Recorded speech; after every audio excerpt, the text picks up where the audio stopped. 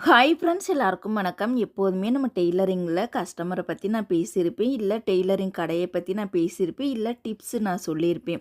இப்போ இந்த பதிவில் நம்ம அதை பற்றிலாம் பார்க்க போகிறது கிடையாது. ஃப்ரெண்ட்ஷிப்பை பற்றி தாங்க பார்க்க போகிறோம். ஆல்ரெடி நான் ஃப்ரெண்ட்ஷிப்பை பற்றி ஒரு 2-3 வீடியோக்களை நான் அப்லோடு பண்ணியிருப்பேன்.